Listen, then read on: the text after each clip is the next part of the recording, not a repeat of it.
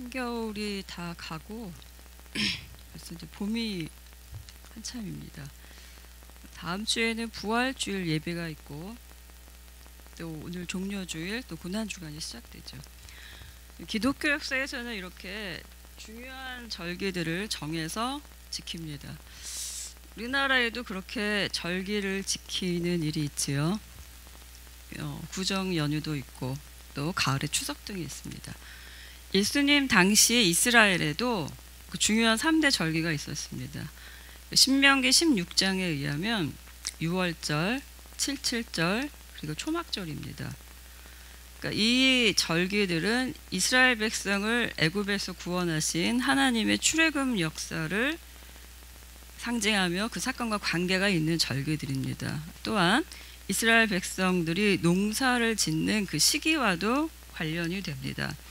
예를 들어 유월절 같은 경우에는 봄에 곡식을 추수하는 시작을 알리는 절기입니다. 곡식을 추수하는 기간이 시작되면 이제 그때가 유월절입니다. 그리고 7주 후에는 그 곡식 추수가 다 풍요롭게 끝났음을 감사하는 칠칠절, 오순절이 다시 또 드려집니다. 그리고 또 가을이 되면 이번에 곡식이 아니라 각종 과일들이 있습니다. 특히 포도 같은 이런 열매들의 추수를 감사하는 장막절, 초막절, 수장절이라고도 불리죠. 그런 절기가 있는데 특히 이 초막절이 바로 오늘의 본문의 시간적 배경이 됩니다. 이 초막절은 왜 초막절이냐면 당시에 이스라엘 백성들이 그 과일을 추수하면서 과수원이죠. 그 들판에다가 원두막 같은 초막을 지었습니다. 도둑들이 들어와서 그 과일들을 따갈까봐 방지하는 그런 실제적인 경계의 목적도 있었지만 신학적인 목적도 있었습니다. 그 이스라엘 백성들이 광야 유랑 생활을 할 때 천막 치고 살죠. 캠프 생활을 하는데 그거를 이제 상기시키는 그런 장막을 짓고 또 그 사건들을 이제 기념하는 것이었습니다. 이 세 축제 기간 동안에 유대 남자들은 다 예루살렘에 올라와서 수도죠. 서울에 올라와서 성전에서 예배를 드려야 될 의무가 있었습니다. 요한복음 8장이 오늘의 본문이지요. 이 초막절을 시간적 배경으로 한다고 했습니다. 공간적 배경은 예수님의 고향인 갈릴리가 아니라 거기서부터 좀 떨어진 그러니까 유대 이스라엘 백성의 수도인 예루살렘의 헤롯 성전입니다. 8장만 사실 그 상황과 공간에 있었던 것은 아니고 7장, 8장, 9장에 사실은 같은 초막절에 성전에서 벌어진 일들 시리즈입니다. 그 중에서 우리가 오늘의 본문 8장을 보는 것이죠. 초막절이라고 말씀드렸어요. 우리는 지금 이제 부활주의를 가고 있으니까 사실 이제 유월절 그 즈음에 있는 거죠, 이스라엘 백성한테. 그럼 초막절하고 유월절 사이에는 이제 몇 개월의 기간이 있어요. 가을에 초막절이고 좀 몇 개월 있으면 이제 유월절이에요. 근데 지금 어떤 초막절이냐면 예수님이 사역하던 초기의 초막절이 아니라 좀 있으면 유월절에 십자가 사역을 하시는 그 마지막 초막절이에요. 그 몇 개월 후에는 유월절에 십자가 사역을 하십니다. 고난을 당하시죠. 그 기간을 남겨두고 성전에서 벌어진 일입니다. 예수님이 처음에 사역을 하셨을 때는 누구 고쳐준 다음에 가서 아무한테도 말하지 마라 뭐 이런 말씀 많이 하시잖아요. 그래서 기적을 베푸는 자, 또 치유를 하는 자로 인기가 많았습니다. 그런데 점점 뒤로 갈수록 예수님이 이제 본격적으로 정체성을 드러내시기 시작을 해요. 하나님의 아들이다. 하늘에서 내려온 나는 떡이다. 그러니까 사람들이 기적을 베풀 때는 환호합니다. 문제를 해결해 주니까. 근데 뭔가 이 자신의 예배의 대상으로 전환이 되기 시작하면서 당연히 반발을 불러일으키지요. 그래서 예수님이 요 마지막 초막절 절기, 즉 십자가 사역을 하시기 몇 개월 전에는 그 적대적인 의식이 예루살렘 주변에 아주 팽배해 있었습니다. 그래서 예수님께서 오늘 본문 이전에 7장, 8장, 9장이 한 시즈로 연결된다고 말씀드렸는데 7장에 의하면 유대인들하고 공연한 마찰을 일으키고 싶지 않아서, 왜냐하면 아직까지 하나님의 때가 이르러 십자가 사역을 하실 때까지 몇 개월의 기간이 남았기 때문에 그 기간 동안에 더 이상 잡음을 일으키실 필요가 없기 때문에 문제가 안 되는 지역, 주로 자기 고향인 갈릴리 지역에서 주로 사역을 하셨다고 기록이 되어 있습니다. 초막절이 된 거예요. 그러니까 다시 이제 관례를 좇아서 수도인 예루살렘 성전으로 올라가야 되죠. 처음에 예수님은 안 가려고 하셨다는 표현이 나옵니다. 그러다가 이제 나중에 7장 중간 정도에 보면은 공식적은 아니고 이렇게 조용히 혼자서 조용히 그 초막절에 그 예루살렘 성전을 방문하시게 됩니다. 근데 도착했더니 당연히 난리가 났습니다. 조용히 가려고 했는데 도착했더니 많은 논쟁과 분열이 시작되죠. 7장 12절에 의하면 군중이 예수님을 보고 말들이 많았다라고 성경에 표현되어 있습니다. 어떤 사람은 예수님을 찬양하고 칭찬하고 어떤 사람들은 사기꾼이다. 근데 호와 불호가 극명하게 갈리면서 그 뒷담화, 이슈의 주인공이 되신 거죠, 예수님께서. 그런데 예수님께서 조용히 이제 다녀오시려고 했는데 막상 성전에 가셔서 사실은 파격적인 주장을 한번 하십니다. 바로 7장 37절에서 오늘의 본문 8장 이전에 7장 37절에서 그전에도 하늘에서 내려온 빵이다 이렇게 얘기를 하니까 사람들이 막 떠나가고 그랬거든요. 기적 볼 땐 좋아하다가 무슨 소리인가 알 수도 없다, 무슨 말인지 모르겠다고 막 떠나가는데 이번엔 뭐라고 말씀하셨냐면 목마른 자는 나한테 와서 마셔라. 자신이 목마른 자들의 목을 축여주는 생수라고 주장을 하셨습니다. 예수님께서 시청각 자료를 많이 이용하셔서 비유적 표현을 많이 하십니다. 이게 생수라는 표현이 그냥 나온 표현이 아니라 당시에 초막절에 예루살렘 성전에서는 큰 행사가 하나 있었습니다. 이 모든 절기들이 광야 생활, 이스라엘의 출애굽 당시를 배경으로 한다고 말씀을 드렸는데 그 광야 생활하면서 사람들이 물이 많이 부족했잖아요. 그 반석에서 물이 나오는 하나님의 물을 찾았었죠. 그리고 이 초막절 시즌이 가을인데 이때쯤 되면 이제 가뭄이 시작이 돼요. 그래서 이스라엘 백성들이 그 광야 생활에서 물을 주셨던 하나님을 기억하면서 또 실질적으로 자신들이 이 가뭄의 위기를 잘 극복하게 해달라는 비를 내려 달라는 이런 탄원의 의미를 가지고 어떤 행사를 했냐면 그 제사장하고 성가대들하고 군중들이 이렇게 떼지어서 성전에서 나와서 예루살렘 남쪽에 있는 기혼샘이라는 곳으로 갑니다. 실로암 샘이 거기서부터 이렇게 출발해서 나오는데 그 기혼샘에 가서 금 주전자에다가 물을 담아 옵니다. 제사장에. 그냥 담는 게 아니라 이렇게 막 이렇게 높이 쳐들고 이제 멋있게 담는 거죠. 그럼 성가대가 뒤에서 막 찬양을 하고 또 백성들도 같이 막 찬양을 하고 그리고 나뭇가지를 또 막 흔들고 초막절이니까 뭐 이러면서 이제 물을 이렇게 길어 옵니다. 그럼 길어 와서 또 언덕도 이렇게 한 바퀴 돌고 그리고 성전으로 들어와서 제단 위에다 정성스럽게 그 물을 이렇게 올립니다. 굉장히 장관이었는데 이게 날마다 이제 벌어지는 사건이었었어요. 그러니까 이제 물에 대한 어떤 이 행사를 배경으로 해서 예수님께서 나는 생수다라고 말씀하신 거죠.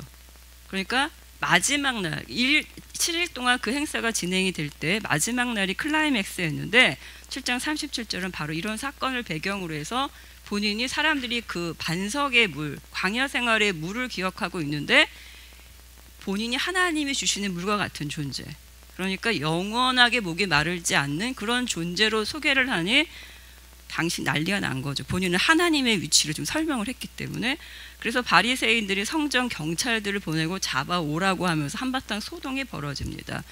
그게 7장 사건이에요. 그리고 그 뒤에 바로 음행하다 잡힌 여인의 사건이 사파처럼 이렇게 잠깐 끼어 들어가지만 오늘의 본문이 8장 12절은 사실은 그 중간 음행하는 여인의 그 사건이 들어가는 것을 제외하고 그 사건은 이제 의미가 있기 때문에 그 단락에 들어갔는데 시간이나 공간적으로는 그 생수를 외치는 그 상황, 그 시끄러운 그 상황과 이렇게 연결이 되는 사건입니다.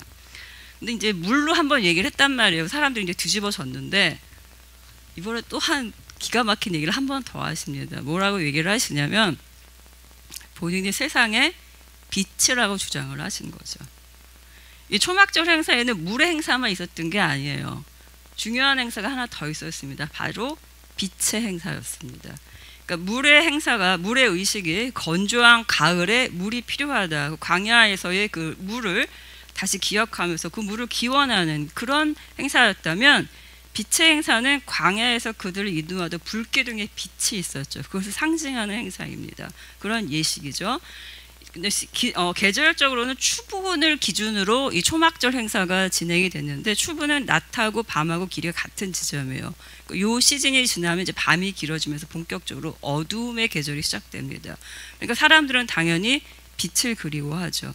광야에서 그들을 인도해 주셨던 그 불기둥의 빛, 그 환한 빛, 이제 해가 짧아질 텐데 그 빛을 기억하고 상기하고 그 햇살의 그 빛을 감사하고 또 간구하면서 이 빛의 행사를 치렀던 것이죠. 이것도 역시 7일 동안 매일매일 치러졌다고 합니다. 그 빛의 행사는 어디 가지는 않고 예루살렘 성전 내에서 치루어졌는데 바로 예수님이 지금 이렇게 얘기하시는 그 장소에서 행해졌습니다. 7장 21절을 보면은 이런 표현이 나오죠. 20절에 보면 성전에서 가르치실 때 헌금궤가 있는 데서 하신 말씀이다. 이런 표현이 나와요. 예루살렘 성전에 헌금궤가 어디 있었냐면 성전 중앙에 그 본당의 동쪽에 있는 여인의 뜰이라는 것이 있었습니다. 그 여인의 뜰은 여자만 들어서 여인의 뜰이 아니라 남자 여자 다 들어가는데 여자들은 거기까지밖에 못 들어가는 거예요. 그래서 여인의 뜰이라고 이름 붙여졌고 거기에 헌금궤가 이렇게 쭉 놓여져 있었어요. 그래서 우리가 뒤에 보면 마가복음 12장 같은 경우에는 과부가 전 재산 2렙돈을 바치는 거를 예수님이 이렇게 보시면서 그 과부의 마음을 헤아려 주시죠. 그것이 바로 여인의 뜰이었는데 그 여인의 뜰에 성전궤가 있었고 바로 거기서 빛의 행사가 벌어졌습니다. 7일 동안 어떻게 됐냐면 그 여인의 뜰에 커다란 4개의 기둥을 설치를 합니다. 굉장히 높은 타워 같은 기둥을 설치하는데 각 기둥마다 4개의 금 촛대가 이렇게 다시 또 설치가 돼요. 굉장히 큰 주발 같은 데다가 금 주발이죠. 기름을 가득하게 붓습니다. 너무 높아 사다리를 타고 올라갈 정도였다고 합니다.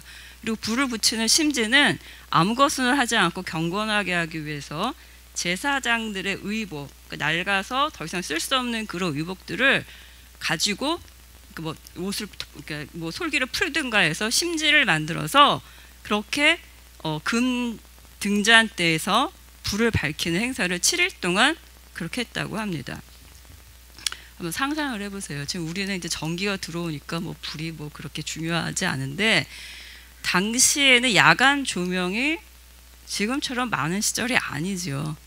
그러니까 예루살렘을 밝히는 이게 너무 높았기 때문에 크고 높았기 때문에 성전뿐 아니라 그 불이 딱 해가 질서 어둑어둑해질 쯤에서 점등식을 하면 온 예루살렘을 밝히는 아주 멋진 광경을 이루는 것이었어요. 그러니까 불도 그냥 이렇게 붙이는 게 아니라 불을 이렇게 붙이러 갈 때 노래도 하고 백성들이 춤도 추고 하나의 어떤 이 전례 행사로 이렇게 행해지면서 그 불을 시각적으로 보면서 정말 우리한테 빛이 중요하다 이렇게 느끼는 시점이었어요. 근데 그 뜰에서 예수님이 그 등잔불 아래에서 아마도 그 마지막 행사 때 나는 예루살렘을 밝히는 정도의 빛이 아니라 온 세상을 밝히는 참 빛이다 이렇게 주장을 하신 것입니다.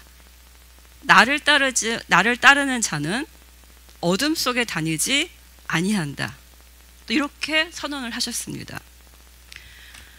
꼭 예루살렘을 밝혀서 사람들이 놀랍게 바라보던 그 황홀한 빛뿐 아니라 우리 인생에서도 은유적으로 이런 빛이 참 많이 필요합니다. 살다 보면 우리가 누구도 가보지 않은 최초의 인생을 다 살고 있잖아요. 2번 사는 인생이 없기 때문에 가보지 않은 삶을 살아내야 되는 이 부담감이 우리한테 있습니다. 그러다 보니까 우리를 안전하게 인도해주는 어떤 빛의 존재를 필요로 하지요. 그래서 우리 주위에는 살면서 여태까지 우리에게 영향을 주고 이끌어 주었던 많은 빛들이 있습니다. 예를 들어 좋은 스승도 있었고 또 부모님도 계셨습니다. 그러나 그 빛들은 유효 기간이 있음을 사람들은 경험적으로 알지요. 삶을 지나가면서 영향을 끼쳤던 그 빛들이 어느 시기가 되면 더 이상 내게 그렇게 유의미한 빛의 역할을 하지 못하는 것을 다 체험합니다. 우정을 나누면서 교실 안에서 영원할 것 같던 친구들도 사실 졸업하면 더 이상 함께 가는 빛이 아니에요. 사랑하는 부모님도 너무나 아쉽지만 언젠가는 이별할 때가 옵니다. 오래 산 부부도 함께 그 인생의 빛을 나누기가 기한이 정해져 있죠. 죽음 이후에 같이 부부가 죽는 경우가 흔하진 않지만 그때까지 같이 죽음까지 함께 했다 할지라도 그 이후에 각자 어디로 갈지는 알지 못해요. 사실은. 그러니까 영원히 함께하는 빛은 없다라는 거죠. 예를 들어서 보면은 길어봤자 우리가 인생에서 만나는 여러 다양한 인간의 빛은 최대 수명이 한 60년 정도가 아닐까. 부모님과 자녀의 관계를 본다면 60여 년 정도 평균적으로라고 생각합니다. 그러니까 나머지의 빛들은 더 짧은 수명을 가졌죠. 즉 우리들의 빛은, 우리가 찾았던 여러 가지 다양한 빛들은 언젠가는 꺼진다는 것입니다. 그리고 우리는 그 빛이 사라짐을 두려워하죠. 또한 그 빛은 사라질 뿐 아니라 시간이 지나면서 점점점 그 빛의 강도가 약화됩니다. 어릴 때는 스승이나 부모님이 절대적인 삶의 방향을 제시해 주는 것 같지만 나이 들면 우리도 깨닫습니다. 그분들도 연약한 인간이라는 것을 알게 되죠. 그래서 사람들은 많은 경우에 빛이 없는 어둠의 세계를 살아갑니다. 그런데 그 어둠의 세계는 절망을 낳지요. 미래가 보이지 않으니까 소망을 가질 수가 없습니다. 사람들은 많은 인생의 어둠의 시간을 걸어가지요. 어떤 때는 경제적인 어둠의 시간을 걷기도 하고 진로의 어두움을 걷기도 하고 외로움의 어두움을 걷기도 하고 또 어떤 결정과 선택의 어두움의 시간을 지나기도 합니다. 또한 죽음의 공포 앞에서 느끼는 어두움이 있죠. 다양한 삶의 어두움이 있어요. 이런 절망적인 영혼의 어두움이 있죠. 또한 빛이 없는 어두움의 세계는 죄와 유혹의 토대이기도 합니다. 우리가 적당히 어두운 곳에 가면 결점은 묻히지요. 그래서 괜히 예뻐 보이잖아요. 조명빨에 의해서. 마찬가지로 죄도 마찬가지입니다. 죄가 가져올 그 치명적인 파멸의 결과는 어둠 속에 들어가면 배경으로 묻혀버리고 죄가 가지는 그 유혹의 힘만 부각됩니다. 그 매력적인 유혹의 힘에 어두운 곳에서는 죄의 유혹에 빠지기가 쉬운 거죠. 그런데 예수님이 말씀하신 그 세상의 빛 말씀입니다. 그 어둠 속에서도 사라지지 않고 우리 인생을 영원히 붙드시는 그 빛이 계시다는 것이죠. 그 예수님의 빛은 세상을 밝히실 뿐더러 나를 붙드시고 나의 인생을 밝히십니다. 빛은 생명을 주고 방향을 제시하죠. 우리의 그 침침한 시야를 교정합니다. 예수님이라는 빛을 따르면 어둠 속에서 도사리고 우리를 무너뜨리려는 여러 가지 유혹과 그 죄가 가지는 그 파멸의 결과들이 보이기 시작합니다. 그래서 우리는 그 길을 피할 지혜를 갖게 되는 거죠. 예수님은 그것뿐 아니라 12절 하반부에 하면 생명의 빛도 주신다고 약속하셨습니다. 즉 죽음의 영역, 가장 큰 공포, 우리에게 가장 큰 어둠의 영역인 그 죽음의 영역을 걷어내신다는 거죠. 그리고 그 빛의 나라에서 그분과 더불어 사는 영원한 생명을 주시겠다고 약속하셨습니다. 그런데 중요한 것은 12절에서 이 표현을 보면 이 빛이라는 것이 어떻게 사용되었냐면 기능에 따라 우리가 그 사용을 조절할 수 있는 도구로 표현되지 않았습니다. 빛을 따르라라고 표현되어 있습니다. 마가복음 2장 14절에서 제자들을 부를 때 하신 말씀이 바로 따르라는 같은 헬라어 동사입니다. 알페오의 아들 레위가 세관에 앉아 있는 것을 보시고 예수님께서 나를 따라오너라 말씀하시니까 레위가 일어나서 예수님을 따라갔습니다. 즉 따른다라는 말은 예수님이라는 빛을 내가 갈 인생의 방향을 미리 정해놓고 그 수단으로 활용하는 것이 아니라 제자로서 그분을 목표 삼아 그분께 순종하며 걷는다는 것을 의미합니다. 이스라엘 백성들이 광야에서 가나안으로 향할 때 불기둥의 그 빛을 상징하는 것이 초막절 빛의 행사라고 말씀드렸고 그 빛의 행사를 배경으로 예수님께서 나는 세상의 빛이다. 나를 따라오면 이렇게 표현하셨습니다. 광야에서 이스라엘 백성들이 길을 걸을 때 그 불기둥은 밝은 빛을 내면서 이스라엘 백성의 길을 인도했죠. 그런데 중요한 것은 그들이 걷는 이동 경로를 그들 스스로는 통제할 수 없었습니다. 빛을 수단 삼아서 본인들의 경로를 추적해서 그 빛을 껐다 켰다 하면서 따라간 것이 아니라 그 불기둥이 멈춰서는 곳에 그냥 멈춰 섰고 불기둥이 언제 떠날지 모르는 상황에서도 그냥 대기하고 있었고 불기둥이 움직이면 그제서야 움직이고 불기둥이 멈추면 같이 멈췄습니다. 즉 예수님이라는 빛은 우리가 수단으로 삼는 그 빛이 아니라 그 자체로서 겸손히 따라야 되는 일종의 제자도로서의 빛이라는 것이지요. 우리는 그렇게 겸손하게 빛 대신 주님 앞에 서기를 축원합니다. 다시 본문으로 돌아가면 이러한 예수 그리스도의 빛되심의 선언에 대해서 바리새인들이 반박하는 모습이 13절 이후로 계속 이어집니다.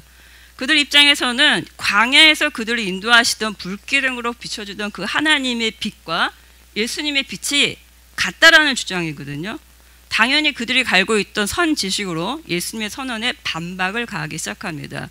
먼저 증인의 숫자에 대해서 논박을 하기 시작합니다. 율법에 능통한 그들이죠. 신명기 19장 15절에 의하면 한 사람의 주장으로는 뭔가의 신빙성을 입증할 수 없으니까 두세 사람의 증인이 필요하다고 했습니다. 그것을 빌미 삼아서 너가 너 스스로 혼자 증언하니까 너의 빛이라는 주장은 거짓이다 라고 지금 바리새인들이 논쟁을 시작하는 것이죠. 그런데 사실 이 앞장인 5절에 가면 이미 예수 그리스도가 누구이신가에 대한 증인의 논쟁이 이미 진행됐었습니다. 5장에 의하면 안식일날 베데스다 연못에서 병자를 고치실 때 바리새인들이 들고 일어났어요. 네가 뭔데, 그 성전을 배경으로 해요. 거기도 역시 네가 뭔데 안식일에 일을 하냐, 너 도대체 뭐냐, 그러니까 하나님의 아들이라는 것까지 이제 정체성이 나오기 시작하니까 그 네 주장에 맞느냐, 증인이 도대체 어디 있느냐, 이런 논쟁이 5장에 굉장히 자세하게 벌어집니다. 그때 예수님께서 주장하신 내용들이 있었어요. 내가 하나님이 보내신 자라는 그 증인에 대해서 얘기를 하자면 33절 이하에서 여러 증인들을 소개합니다. 먼저 세례 요한이 있죠. 예수님 먼저 와서 증인의 역할을 한 자가 있습니다.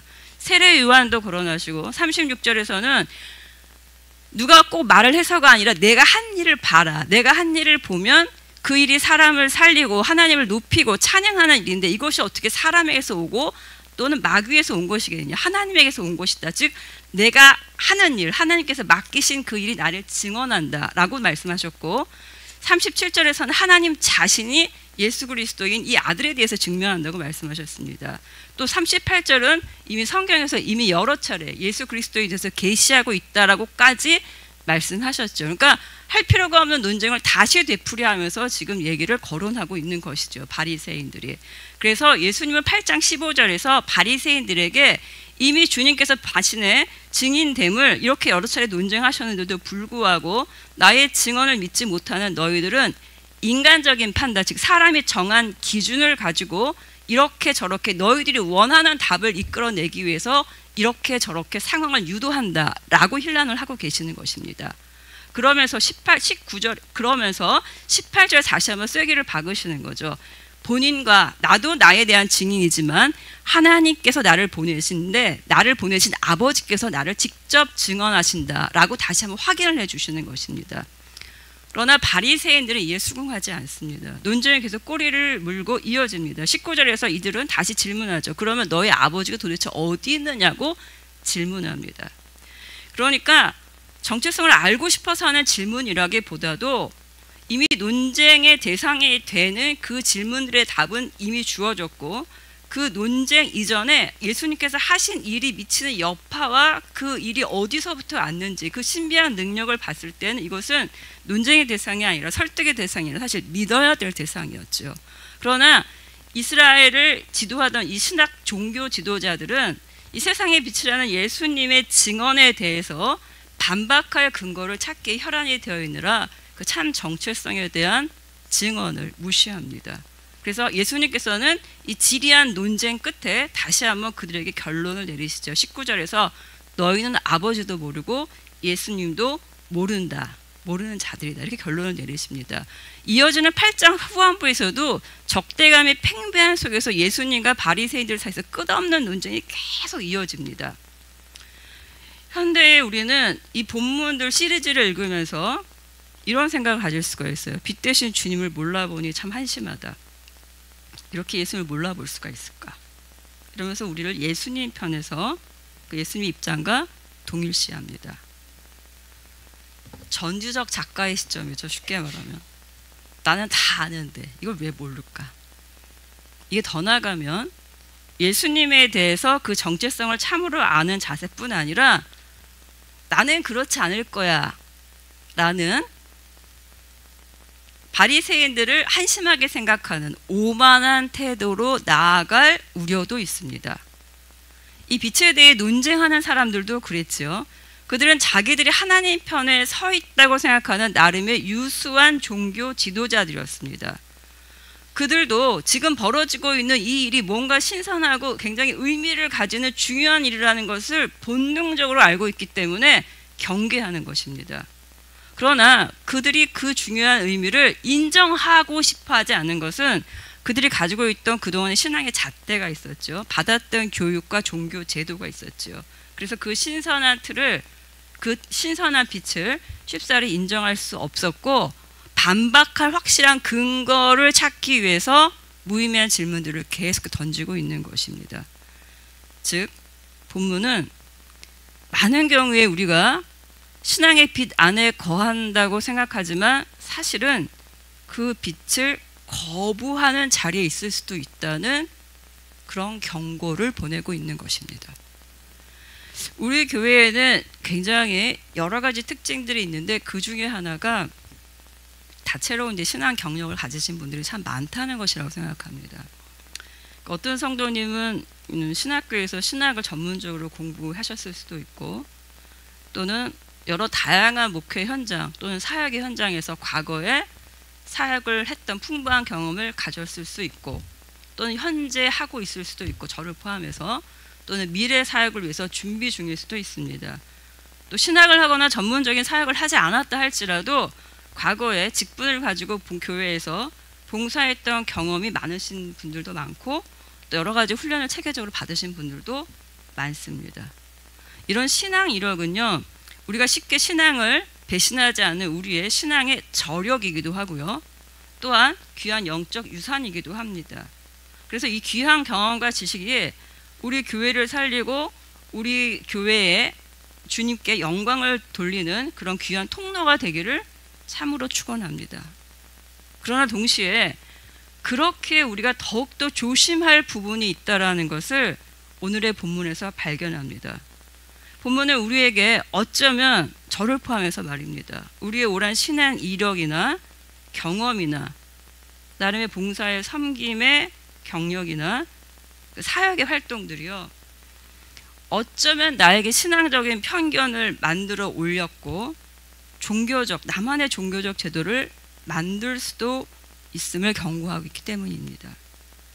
그래서 자칫하면 예수님의 빛이 아니라 예수님을 믿으며 쌓아 올린 나의 빛에 거할 수도 있다는 것이지요. 마치 하나님을 열성적으로 믿는다고 자부하던 바리새인들이 본문 15절에처럼 사람이 정한 기준에 따라 결국에는 심판하는 자로 예수님이 신란하신 것처럼 말입니다. 즉 예수님의 참된 빛이 아니라 자신들의 빛에 갇힐 수도 있는 위험성을 저를 포함해서 항상 마음에 새기며 살아야 될 것 같습니다. 따라서 예수님이 세상의 빛이라는 것은 예수님을 전혀 모르는 어둠의 세계에 있던 자들에게만 해당되는 말이 아니라 신앙의 빛 안에 거하고 있다고 생각하는 우리에게도 날마다 확인하고 그 빛 안에서 그 빛을 따르려고 노력해야 될 우리의 목표이기도 합니다. 두려운 마음으로 그 빛을 바라보아야 된다는 얘기지요. 이번 주에 함께 묵상한 주님은 나의 최고비라는 묵상집에 이런 표현이 있습니다. 만일 성령님께서 당신 안에서 뭔가 잘못된 것을 발견하시며 성령님은 당신의 그 잘못을 시정하라 라고 부탁하는 대신에 빛을 받아들여라 라고 요청하십니다. 나를 조망하여 주시는 그 빛을 받아들이라는 거죠.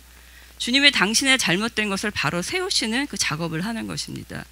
이때 빛의 자녀들은 당장 죄를 자백하고 하나님의 그 빛 앞에서 눈이 부시지만 부끄럽지만 벌거벗은 듯이 서 있어야 합니다. 그때 어둠의 자녀들은 이렇게 변명할 수 있어요. 하나님, 제가요 그렇게 할 만한 이유가 있었어요. 제 나름의 이유가 있었다니까요. 그걸 설명할 수 있어요. 제가 왜 그럴 수밖에 없는지 라고 할 때 그 변명을 멈춰야 된다고 묵상집은 말하고 있습니다. 빛에 들어와서, 그 묵상집은 계속 이렇게 말하죠. 빛에 들어와서 너의 잘못을 책망하게 된다면 빛의 자녀답게 그 조망하여 주시는 빛 앞에서 그것을 수긍하고 받아들이고 자백해라. 그러면 하나님께서 잘못된 부분을 다루어 주신다. 그래서 변명하지 말라고 말씀하시죠. 우리가 자신을 변론하려고 한다면 그 빛이 나에게 지는 거죠. 내가 그 빛을 이겨버리는 것이요. 스스로 어떻게 되느냐? 빛은 사라지고 나는 어두움에 들어가서 나는 어두움의 자녀가 될 뿐이다 라고 묵상집은 경고하고 있습니다. 이 묵상집이 사실은 예수 그리스도의 빛 되심에 대한 우리의 어떤 묵상이나 이 시각에 대한 도움을 준다고 생각합니다. 오늘의 본문 말씀처럼 예수 그리스도의 환한 빛이 모든 성도님들의 삶에 정말 따라야 될 목표로서 환하게 역사하시기를 바랍니다. 그리고 내 마음대로 그 빛의 밝기를, 즉 조도를 조절해서 나의 어두운 부분은 대충 가리고 치명적인 유혹은 드러나게 만들고 나의 잘못은 슬쩍 덮고 잘한 부분만 부각되게 조명으로 활용하지 않기를 원합니다. 오늘 설교 본문은 세상과 나의 빛 예수입니다. 세상을 그 빛이 비추는 그 빛이 내가 만드는 그 빛이 아니라 참된 내가 따라야 될 빛으로 오늘도 우리 모두에게 임재하시기를 축원합니다. 주님 말씀하신 그대로 그 빛을 따르는 자가 되어서 마치 오늘 처음 어둠에 있다가 그 동굴에 있다가 그 빛을 발견하고 놀라서 그 빛에 압도당하는 자처럼 그렇게 신선한 그 빛 앞에 오늘도 그 빛의 역사 앞에 서 있기를 축원합니다. 아멘.